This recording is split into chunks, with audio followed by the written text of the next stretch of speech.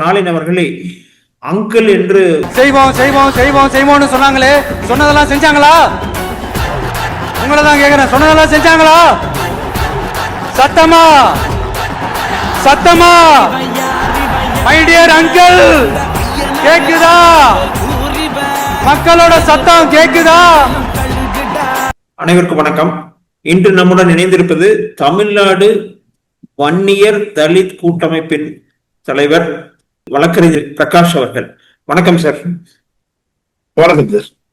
Sir, இன்றைய அரசியல் சூழ்நிலை, அதாவது விஜய் அவர்களின் மாநாடு, மதுரையில் விஜய் அவர்களின் மாநாட்டுக்கு அப்புறம் என்ன சூழ்நிலை நடவுது? அதாவது விஜய் அவர்கள் மாநாட்டில் முக்கியமாக அவர் தமிழக முதல்வர் ஸ்டாலின் அவர்களை அங்கிள் என்று ஒரு இடத்தில் பேசி அது ஒரு எதிர்மறையாக சென்றதா இல்ல நேர்மறையாக சென்றிருக்கா? முதல்ல விஜய் அவர்களுக்கு வாழ்த்து சொல்லணுங்க. ஏன்னா இன்னைக்கு நீங்க பாத்தீங்கன்னா எப்படி ஒரு 10 லட்சத்துக்கு மேல கூட்டம் இருக்கும்னு சொல்றாங்க அந்த 2வது மாநாடுக்கு. அதுல நீங்க பாத்தீங்கன்னா ஒன்னும் பெரிய அவர் இண்டிவிஜுவலா செலவு பண்ணி ஆட்களுக்கு பணத்தை செலவு பண்ணி கூப்பிட்டு வந்த மாதிரி தெரியல.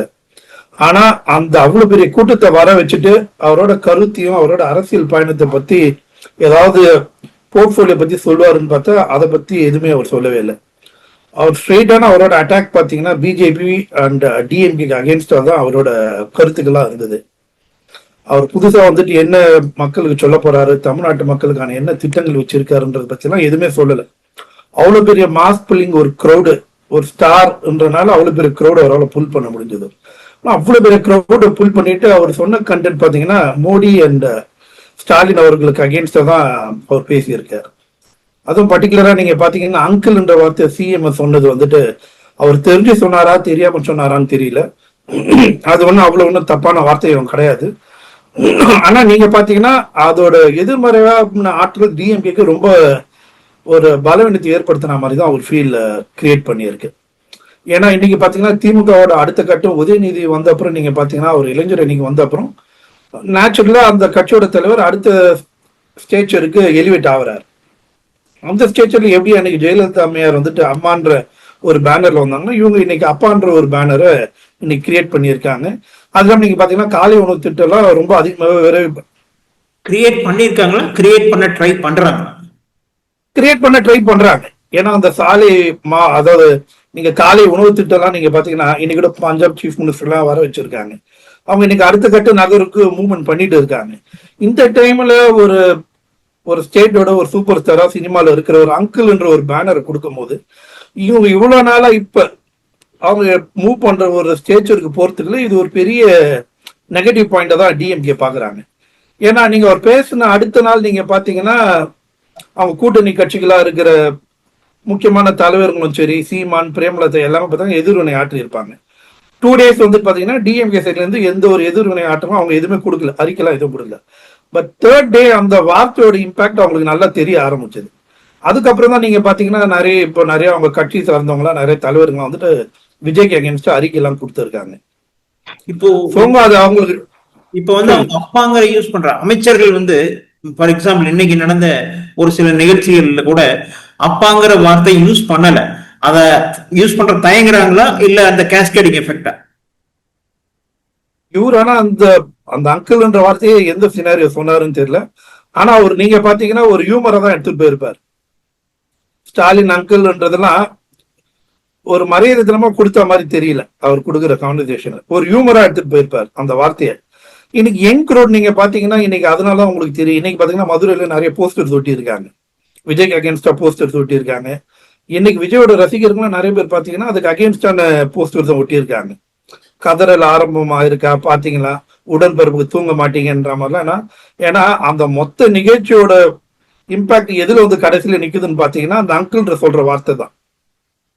ஏன்னா டிஎம்கே எதிர்பார்த்திருக்க மாட்டாங்க, அவங்க இந்த அளவுக்கு விஜய் போவாருன்னு அவங்க எதிர்பார்த்திருக்க மாட்டாங்க. ஏன்னா அதுக்கு என்ன ஆல்ரெடி அவங்க ப்ரிப்பேர் இருந்தாங்கன்னா நெக்ஸ்ட் டேவே அவங்களுக்கு இதுக்கான அறிக்கையை கொடுத்துருப்பாங்க. ஆனா நீங்க பாத்தீங்கன்னா 3rd day அப்புறம் தான் அவருக்கு அகேன்ஸ்டான நிறைய கண்டென்ட்ஸ் எல்லாம் கொடுத்துட்டு இருக்காங்க. சார், இது திமுக ஸ்ட்ராட்டஜி தானே? அதாவது ஒரு கான்ட்ரவர்சியா கிரியேட் பண்ணி அந்த கான்ட்ரவர்சியில ஒரு லைம்லைட்டுக்கு வர்றது திமுகவோட காலங்காலமா அவங்க ஃபாலோ பண்ற ஒரு ஸ்ட்ராட்டஜி. அதை விஜய் ஹைஜாக் பண்ணிட்டாருன்னு நீங்க நினைக்கிறீங்களா? ஹைஜாக் பண்ணதோட அதுல வந்துட்டு அவர் ஆல்ரெடி உங்களுக்கு தெரியும், அவர் வந்தனால ஒரு முஸ்லீம் கிறிஸ்டின்ஸ் விட்டு அவருக்கு ஃபேவரா போகுன்ற ஒரு பார்வை இருக்கு. ஏன்னா அவரே கிறிஸ்டின் சமுதாயத்தை சேர்ந்தனால அவருக்கு அந்த ஓட் புல்லிங் அதிகமா இருக்கும்னு நினைக்கிறாங்க. இந்த 2 ஓட் பேங்க்குமே வந்துட்டு டிஎம்கே ஓட் பேங்க் தான். ஏன்னா எல்லாருக்கும் தெரியும் இந்த 2 கம்யூனிட்டி வந்துட்டு சேஃபா வந்துட்டு ஓட் பண்ற இடம் டிஎம்கே. ஆனா இன்னைக்கு விஜய் ஆல்ரெடி வந்த அப்புறம் இன்னைக்கு யூத் க்ரௌட ரொம்ப அதிகமாவே இருக்காங்க. இன்னைக்கு யூத்துக்கு அகேன்ஸ்டா நீங்க பார்க்கலாம், they don't have the fear. இன்னைக்கு அடுத்த கட்ட ஏஜ்ல இருக்கிறவங்க பாத்தீங்கன்னா ஒரு கருத்தை சொல்றதுக்கு பாத்தீங்கன்னா இன்னைக்கு ஏடிஎம்கே கூட பாத்தீங்கன்னா எந்த அளவுக்கு திமுக தலைவர் விமர்சனம் வச்சிருக்காங்கன்றதை நம்ம பாக்குறோம். ரொம்ப கம்மியா தான் இருக்கும். ஆனா இன்னைக்கு ஆரம்பிச்ச ஒரு பொலிட்டிக்கல் ஸ்டாண்ட் எடுத்த ஒரு நடிகர் வந்துட்டு இன்னைக்கு வந்த உடனே இவ்வளவு தூரம் சொல்றதும் அதுல உடனே என்க்ரூட் நீங்க பாத்தீங்கன்னா பயம் இல்லாம போஸ்ட். ஏன்னா இன்னைக்கு ரூலிங் கவர்மெண்ட் டிஎம்கே இன்னும் ஒரு 6 மாதம் இருக்கு. யூஸ்வலாவே டிஎம்கே அகேன்ஸ்டா இந்த மாதிரி இருந்தா போஸ்டர்ஸ்லாம் அவ்வளவு சீக்கிரம் ஒட்ட மாட்டாங்க ஒரு ரூலிங் கவர்மெண்ட் டிஎம்கே அகேன்ஸ்டா. ஆனா எனக்கு புதுசா ஃபார்ம் பண்ண ஒரு பார்ட்டில யங்ஸ்டர்ஸ் நீங்க அவங்களுக்கு பயம் தெரியல, இன்னைக்கு உடனே அவங்க போஸ்டர்ஸை ஒட்டுறாங்க. என்னை பொறுத்த வரைக்கும் அவர் டிஎம்கே எது நோக்கி போகணுன்றாங்களோ அதை ஒரு ஸ்டாப் பண்ணுறதுக்கு தான் இவர் அதை பிரேக் பண்றதுக்கான ஒரு மாநாடாக தான் அதை மாத்திருக்காருன்னு நான் பாக்குறேன்.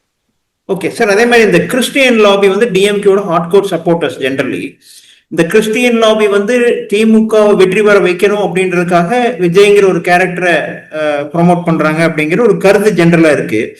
பட் அந்த கிறிஸ்டியன் லாபியை மிஸ்கால்குலேட் பண்ணி இப்போ வந்து எகெயின்ஸ்டா போகுதா? அதாவது இவருடைய விஜயோட ஸ்டாண்ட் வந்து திமுக எகெயின்ஸ்டா மட்டும் இல்ல, டோட்டலா திமுக காலி செய்யற மாதிரி ஒரு ஸ்டாண்டு போகுதுங்கிறப்போ திமுக லாபி வந்து சரி இந்த கிறிஸ்டியன் லாபி எல்லாம் அதை பார்த்து பயந்துட்டு இருக்கா? இல்ல சார், இப்ப கிறிஸ்டியன் லாபிஸ் நீங்க யூஸ்வலா பாத்தீங்கன்னா நீங்க ஓட்டிங் எப்படி வரப்போகுதுன்னு நமக்கு தெரியல. ஆனா டெஃபினட்டா வந்துட்டு அந்த ஓட் பேங்க் விஜய் சைடு போகுன்றது டிஎம்கே டிசைட் பண்ணியிருக்காங்க. அவங்க ஃபீல் பண்றாங்க அப்படி இந்த டைம் கிறிஸ்டின் ஓட்ஸ் போகலாம். அது வந்து அந்த ப்ரிப்பரேஷனுக்கு தான் நீங்க பாத்தீங்கன்னா இப்ப பிரேமலதாலாம் ஓபிஎஸ் எல்லாம் பாத்தீங்கன்னா அவங்களை மீட் பண்றாங்க ஃப்ரீக்வெண்டா. இன்னைக்கு சிஎம் ஓபிஎஸ் பாத்தீங்கன்னா ஒரு 2 டைம்ஸ் அந்த நாள்லயே பார்த்திருக்காரு. அதனால கிறிஸ்டின்ஸ் ஓட்டு இங்க டிரான்ஸ்பர் ஆகும்ன்ற ஒரு பட்சத்துல தான் அவங்க மற்ற கூட்டணி கட்சிகள் எதிர்கட்சி எடப்பாடி சைடு கிட்ட போக முடியாத அளவுக்கு மற்றவங்க எல்லாரையும் அவங்களோட லைன் லைட்டுக்கு எடுத்துட்டு வராங்க. இன்னைக்கு நீங்க பாத்தீங்கன்னா ஒட்டுமொத்த எதிர்கட்சியுமே சரி டிஎம்கே சைட்ல தான் இருக்கு. இன்னைக்கு யாரெல்லாம் நம்ம எதிர்கட்சியா இருப்போம்னு நினைச்சோமோ, பிரேமலதா அவர்களும் சரி, சீமான் இருந்தாலும் சரி, எல்லாரும் நீங்க பாத்தீங்கன்னா இன்னைக்கு முதல்வரை பார்த்துட்டு இருக்கீங்க. ஏன்னா முதல்வர் டைம் தராரு. ஏன்னா அவங்களுக்கு இன்னைக்கான அரசியல் காலத்துல பாத்தீங்கன்னா விஜயால கொஞ்சம் ஓட் பேங்க் செதறன்றத அவங்க டிசைட் பண்ணியிருக்காங்க. ஓகே, இப்போ விஜய் வந்து அந்த மீட்டிங்ல பேசுறப்போ திமுகவுக்கும் விஜய் தமிழக வெற்றி கழகத்துக்கு தான் போட்டி அப்படின்னு ஒரு இடத்துல சொன்னார். சோ அதை வந்து எதை பேஸ் பண்ணி சொன்னார்? அவர் வந்து அவ்வளவு ஆணித்தரமான சொல்றதுக்கு காரணம் என்ன? இன்னைக்கு அவருக்கு அரசியல்ல தான் இருக்காரு. இப்பதான் பார்ட்டி ஆரம்பிச்சிருக்கலாம். அவங்க ஃபாதருக்குலாம் ஆல்ரெடி ஒரு எக்ஸ்பீரியன்ஸ் இருக்கும். ஏன்னா மற்ற தலைவர்களோட அவங்களாம் டிராவல் பண்ணிட்டு இருந்தவங்க தான். அவங்க அப்பாவை கூட டிஎம் கூட கொஞ்சம் இணக்கமா டிராவல் பண்ணவர் தான். விஜய்க்கு ஒரே ஒரு பிளஸ் என்னன்னா இன்னைக்கு எந்த கட்சி இருந்தாலும் சரி, எதிர்கட்சியா இருந்தாலும் சரி, ஆளுங்கட்சியா இருந்தாலும் சரி, செலவு பண்ணி தான் ஒரு கூட்டத்தை காட்டணும்ன்றது அவங்களுக்கு ஒரு மைண்ட்ல இருக்கு. செலவு பண்ணி ஆகணும். இவருக்கு இன்னைக்கு இவ்வளவு பெரிய யங் க்ரௌட் அவரை ஃபாலோ பண்றதுனால அவர் என்ன நினைக்கிறாருன்னா, நமக்கு ஒரு இவ்வளவு பெரிய ஃபாலோவர்ஸ் இருக்காங்க, இவ்வளவு யங்ஸ்டர்ஸ் வராங்க, காசு கொடுக்காம இவ்வளவு பெரிய கூட்டத்தை கூட்ட முடியுது. இந்த கூட்டத்தை ஏன் நம்ம போய் ஏடிஎம்கேக்கு போய் நம்ம டிரான்ஸ்பர் பண்ணி அவங்கள முதல்வர் ஆகணும்? இப்ப நீங்க பாத்தீங்கன்னா ஜெகன்மோகன் ரெட்டி ஆந்திராவில் நடந்த மாதிரி இவரும் நடைப்பயணம் போகணுன்றதை அன்னைக்கு சொல்றாரு.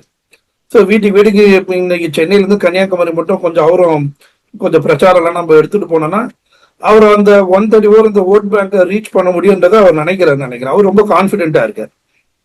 ஓகே, அதே மாதிரி சார் இப்ப ஏடிஎம்கேல இருந்து இவர் வேலுமணி போன்றவர்கள், இவர் வந்து இப்ப இவர் நீங்க சொன்ன மாதிரி பிரஜாராஜ்யம் கட்சி சிரஞ்சீவியர்கள் ஆரம்பிச்சப்போ முதலில் கூட்டம் வந்து இதுக்கு மேல வந்தது. ஆனா அந்த கட்சியை காணாம போயிடுச்சு, அதனால எங்களுக்கு எந்தவித பாதிப்பும் இல்லை அப்படின்னு சொல்லிட்டு இன்னைக்கு எஸ்பி வேலுமணி அவர்கள் ஒரு கூட்டத்துல சொல்லியிருக்காரு. சோ அதை பத்தி நீங்க எப்படி பாக்குறீங்க? இல்ல சார், அவர் கூட்டத்தை சொல்றாருன்னா இன்னைக்கு யூசர் ஃப்ரெண்ட்லி காலம். இன்னைக்கு எல்லாமே நமக்கு யூசர் ஃப்ரெண்ட்லியா இருக்கு. மொபைல் போன்ஸ்ல இருந்து எதுவும் இருந்தாலும் நம்ம கையில இருக்கு, ஃபிங்கர் டிப்ல இருக்கு. இன்னைக்கு நம்ம போய் இவ்வளவு தூரம் டைம் ஸ்பெண்ட் பண்ணி க்ரௌட் மூவ் பண்ணுவாங்களான்னு சொல்ல முடியாது. ஒரு மதுரையில வைக்கிறாங்கன்னா சென்னையில இருந்து நிறைய பேர் போறாங்க, வெளிநாட்டுல ஓட்டு இருக்குல்ல அவங்க வராங்க. அதான் ஒரு ஸ்டார் அட்ராக்ஷன். இப்ப அவங்க கட்சியோட தலைவரே எப்படி எம்ஜிஆருக்கு இருந்தது க்ரௌடு. அவர் 13 வருஷம் தொடர்ந்து ஆட்சியில் இல்லையா? அவங்களுக்கு ஒரு பெரிய உதாரணம் இதை சொல்றாங்க. அவங்க கட்சி வந்ததே இந்த மாதிரி ஒரு ஸ்டார் மூலியமா வந்ததுதான் 13 வருஷம் டிஎம்கே எதிர்கட்சியா இருந்திருக்கு. அதுக்கு ஒரு சுப்ரீம் பவரா இருந்திருக்காரு. எம்ஜிஆர் அவர்களுமே இந்த மாதிரி ஒரு கிரௌடை புல் பண்ணனாலதான் அவரால் இருந்திருக்க முடியுது. கிரௌடை புல் பண்ணாதவங்களாம் ஆட்சியை பிடிக்கும் நினைக்கும் போது இவ்வளவு பேர் கிரௌட் புல் பண்றவர்கள் முதல்வர் ஆகும் நினைக்கிறதுல ஒன்றும் தப்பு இல்லையே. யங்ஸ்டர்ஸ் அவரோட கான்பிடன்ஸ்க்கு நம்ம அகைன் ஓட் எப்படி போகுதுன்றது நமக்கு தெரியல. பட் எல்லா கட்சிக்குமே எனக்கு ஒரு ஃபியர் இருக்கு. ஆனா இவரால் அந்த 180 மார்ஜினை தாண்ட முடியுமா இண்டிவிஜுவலான்றது நமக்கு இன்னும் தெரியல. அவர் அடுத்த கட்ட என்ன நகர்வுகள் வச்சிருக்காரு, இன்னும் ஒரு 6 மாசம் இருக்கு எலெக்ஷனுக்கு. ஸோ அவர் என்ன நல்லா பண்ணணும்ன்றதை முடிவு பண்ணி வச்சிருக்காருன்றது தெரியல. உங்களுக்கு தெரியும், ஒரு டே பிஃபோர் தி எலெக்ஷன் கூட ஒரு ரிசல்ட்ஸை மாற்ற முடியும் எந்த இன்சிடென்ட் வேணாலும். அவர் மேபி என்ன மைண்ட்ல வச்சிருக்கான்றது இன்னும் தெரியல, போக போக தான் தெரியும். அதே மாதிரி சார் விஜய் அவர்கள் வந்து கச்சத்தீவை மீட்டு கொடுக்குமாறு தாமோதரதாஸ் மோடி அவர்களை கேட்டுக்கொள்கிறேன்னு சொல்லிட்டு பேரை சொல்லி சொன்னாரு. அது வந்து கச்சத்தீவை கொடுத்தது வந்து யாரு, கச்சத்தீவை மீட்டு கொடுக்கணும்னு கேட்கறது யாரு அப்படிங்கிற ஒரு பேசிக் நாலேஜ் கூட, அரசியல் அறிவு கூட இல்லாம விஜய் கேட்டிருக்கார் அப்படிங்கிறது எல்லாருமே கேட்கக்கூடிய கேள்வி. சோ அந்த அளவுக்கு தான் அவருடைய அரசியல் அறிவா? சார், இன்னைக்கு இந்த கொஸ்டினோட த மெயின் அஜெண்டா அவங்க மைண்ட்ல வச்சிருக்கிறது பிஜேபியை எதிர்த்தா முஸ்லிம் கிறிஸ்டின் ஓட்ஸ் நமக்கு வாகும். அவரு அந்த 100% முஸ்லிம் கிறிஸ்டின் ஓட்ஸ் அவருக்கு வரணும்னு நினைக்கிறாரு. அந்த கச்சத்தீவோட கான்செப்டை எப்படி வச்சு அவர் மைண்ட் பிளே பண்றாரு தெரியல. ஆனா மோடின்ற வார்த்தைக்கு அகேன்ஸ்டா பிளே பண்ணனா இங்க கொஞ்சம் இன்னும் சவுண்டா 100% ஓட் பேங்க் அவருக்கு வந்து விழுன்ற மாதிரி அவர் ஃபீல் பண்றாரு. அதாவது அங்க அவர் வந்துட்டு எதிர்ப்பு 2 பேருக்கு தெரிவிக்கணும்னு முடிவு பண்ணிட்டாரு. ஒண்ணு இப்ப கரண்ட் சீஃப் மினிஸ்டரையும் பிரைம் மினிஸ்டரையும் அட்டாக் பண்ணி பண்ணணும்ன்ற முடிவுக்கு வந்துட்டாரு. ஓகே, இவங்க 2 பேருக்கு எதிர்ப்பு வந்து ஆன்டி இன்கம்பன்சி, 2 சென்டரோட ஆன்டி இன்கம்பன்சி, ஸ்டேட்டோட anti incumbency, state and central 2 பேருமே சொல்லலாம் நினைக்கிறார். பிஜேபி சொல்றது உங்களுக்கு நேச்சுரலி உங்களுக்கு தெரியும். சொன்னா முஸ்லிம் கிறிஸ்டியன்ஸ்க்கு வந்துட்டு ஒரு சாஃப்ட் கார்னரா இவருக்கு டிராவல் ஆகும்னு நினைக்கிறாரு. ரெண்டாவது டிஎம்கே ரூலிங் கவர்மெண்ட், ஏன்னா அவங்கள எதிர்த்து பண்ணதான். ஏன்னா ஆல்ரெடி ஒரு படத்தெல்லாம் பார்த்துருப்போம். நீங்க ஒரு வில்லனை அடிச்சுட்டு தான் படத்தையே முடிப்பாரு. ஏன்னா மக்கள் அந்த மாதிரி அவர் மேல பிரியத்தில் இருப்பாரு. இன்னைக்கு அவர் வந்துட்டு ஒரு வில்லன் மாதிரி டிஎம்கே போர்ட்ரே பண்ண பாக்குறாரு. அவருக்கு வந்துட்டு ஒரு ஓட் பேங்க் கிரியேட் ஆகும்னு ஃபீல் பண்றாரு. இன்னைக்கு மேஜரா ஒரு உடைக்கணும்னு நினைக்கிறது. ஏன்னா ஆல்ரெடி பாத்தீங்கன்னா எம்ஜிஆரோட பேனரையும் வச்சுட்டாரு, அண்ணாவோட பேனரையும் வச்சுட்டாரு. மக்கள் என்ன நினைக்கிறாங்கன்னா ஏடிஎம்கே ஓட்டு அதுல இருந்து வந்துடும் ஃபீல் பண்றாரு. இப்ப டிஎம்கே கொஞ்சம் எதிர்த்தா மைபி எப்பயுமே உங்களுக்கு தெரியும், ரூலிங் கவர்மெண்ட் இருக்கும்போது ஒரு 5% உங்களுக்கு ஓட் பேங்க் மாறும் again with ruling government. So அதெல்லாம் இவர் கேப்சர் பண்ணணும்னு பாக்குறாரு. ஓகே, இப்ப இருக்கிற நிலைமையில சார் ஐ திங்க் திமுக அவர் எடுக்கிறார். திமுகவும் வந்து அவர் கண்டு ஒரு முதல்ல வந்து விஜய்ங்கிற ஒரு ஃபேக்டரி இல்லைன்னு நினைச்சாங்க. பட் இப்ப அவங்க கொடுக்குற ரெஸ்பான்ஸ் எல்லாம் பார்த்தா அவங்க கொஞ்சம் பயந்துட்டாங்கன்னு தான் தோணுது. இன்ஃபேக்ட் ஒரு சில ஸ்டேட்மெண்ட்ஸ் ஃப்ரம் அவங்களுடைய அந்த பிம்பம், அதாவது அவங்க கட்டமைத்திருக்கிற பிண்டம் கோடிக்கணக்கில் செலவு பண்ணி கட்டமைக்கப்பட்ட பிம்பங்கள் எல்லாம் சுக்குநூறா போச்சு ஒரே ஒரு வார்த்தையில, அங்கிளுங்கிற ஒரு வார்த்தையில. ஸோ அது வந்து திருப்பி வந்து அது ஒரு ரீஎஸ்டாப்ளிஷ் பண்ண திமுக ட்ரை பண்ணுவாங்க. டெஃபினட்டா பண்ணுவாங்க சார். ஏன்னா அவங்க வந்துட்டு ஒரு வியூ பாயிண்ட் பாக்குறாங்க. ஃபர்ஸ்ட் டைமா யாரும் பண்ணாதான் அவங்க தொடர்ந்து ஆட்சியில இருந்துட முடியுமா, செகண்ட் டென்னர் கஞ்சிக்கிட்டோ அவங்க இருந்தது இல்லை.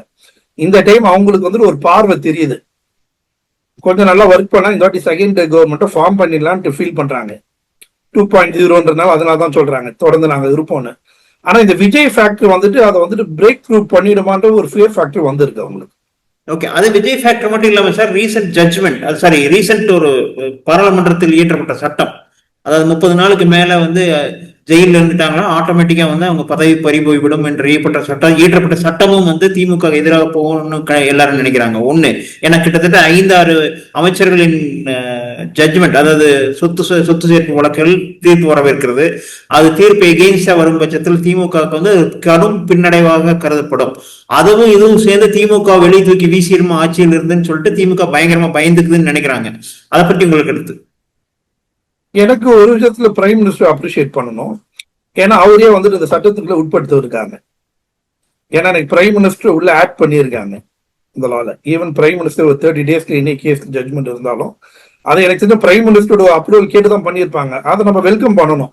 பிரைம் மினிஸ்டர், சீஃப் மினிஸ்டர், இது எல்லாருமே எடுத்துட்டு வர்றது நான் சொல்றேன். ஆக்சுவலா வந்து ஃபர்ஸ்ட் ஏற்பட்ட சட்டத்துல வந்து பிரைம் மினிஸ்டர் ஆட் பண்ணல, பிரைம் மினிஸ்டரே வாலண்டியரா இல்ல பிரைம் மினிஸ்டர் எக்ஸம்டடான்னு சொல்லிட்டு இப்ப என்னையும் பிரைம் மினிஸ்டரையும் ஆட் பண்ணணும்னு சொல்லிட்டு பிரதமர் மோடி அவர்கள் சொல்லியிருக்காருன்னு சட்டத்துறை அமைச்சர் கிரண் ரிஜிஜு அவர்கள் சொல்லியிருக்காரு. சோ பிரைம் மினிஸ்டரோட கன்சென்டாலதான் பிரஷராலதான் வந்து பிரைம் மினிஸ்டரையும் ஆட் பண்ணியிருக்காங்க. அதுதான் சார், அதனால தான் அமைப்பு சார்பாகவே நாங்க பாராட்டு தெரிஞ்சு ஒரு லெட்டர் அமைச்சிருக்கோம். ஏன்னா அவர் நேம் ஆட் பண்ணது பிரைம் மினிஸ்டர் நேம் எடுத்ததே ஒரு பெரிய டெமோக்ராட்டிக்கான சக்சஸ் தான். ஏன்னா நீங்க சட்டம் எல்லாருக்கும் பொதுவானதுன்றத காமன் மேனுக்கு நம்ம ப்ரூவ் பண்ணி ஆகணும். ஸோ அந்த பிரைம் மினிஸ்டர் அவர், ஏன்னா உங்களுக்கு தெரியும் இந்த டைம்ல பிரைம் மினிஸ்டர் அந்த வார்த்தையை ஆட் பண்ணது அவர் நாலேஜ் இல்லாம பண்ணியிருக்க முடியாது. அதை அவர் ப்ரெஷரைஸ் பண்ணி இதை எடுத்துட்டு வந்திருக்காங்கன்னா பிரைம் மினிஸ்டருக்கு பெரிய தேங்க்ஸ் சொல்லணும், வாழ்த்துக்களும் தெரிவிக்கணும். அதுல